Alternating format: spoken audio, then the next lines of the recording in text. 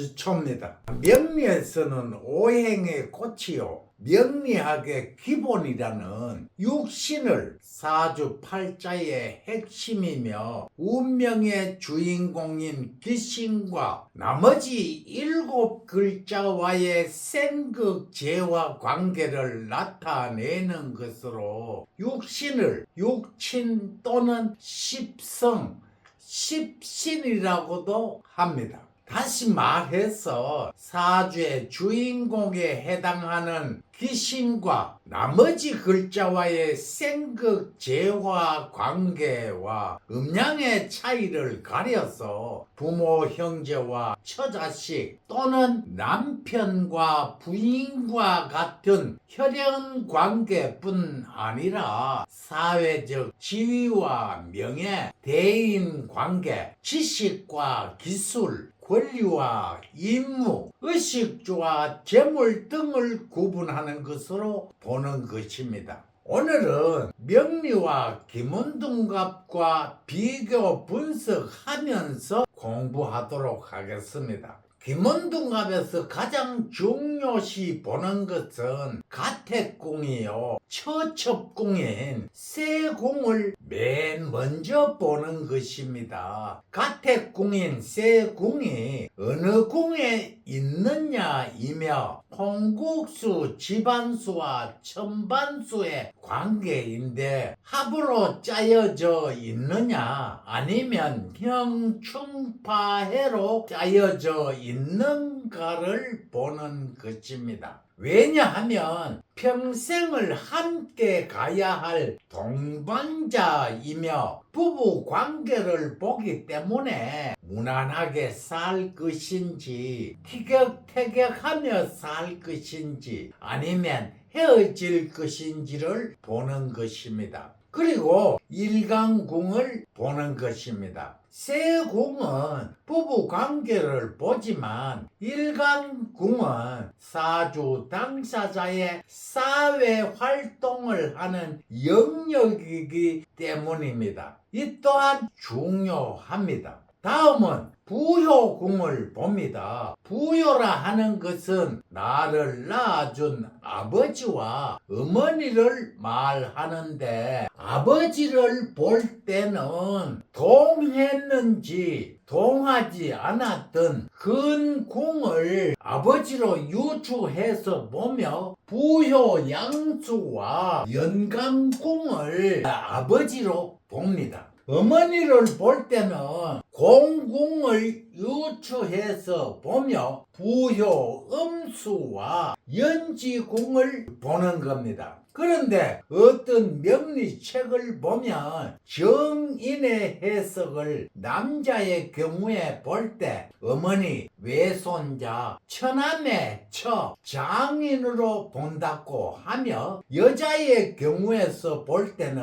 어머니와 손녀로 본다고 합니다. 그리고 편인을 남자의 경우에서 볼 때는 계모, 서모, 이모, 외삼촌, 할아버지, 외손녀, 아들의 장모로 본다고 하며 여자의 경우에 볼 때는 계모, 서모, 이모, 외삼촌, 할아버지, 손자사위, 시할머니로 본다고 장황하고 복잡하게 사돈의 팔촌까지 적용하고 있는데 과연 이렇게 적용해서 해단을 하고 있는지 묻고 싶습니다. 그러나 김원둥갑에서는 육친의 해석은 지극히 간단 명료합니다. 다음은 형제 자매를 볼 때는 일괄적으로 형효궁을 보는데 더 세밀하고 자세하게 본다면 월간궁을 남형제로 보고 월쥐궁을 여형제로 보는 겁니다. 다음은 배우자궁을 볼 때는 남자의 경우에는 재효를 보는데 동처인지 비동처인지를 살펴서 동처가 아닌 경우에는 정제궁을 배우자궁인 부인으로 보고 편제궁을 애인으로 보는데 비동처인 경우에는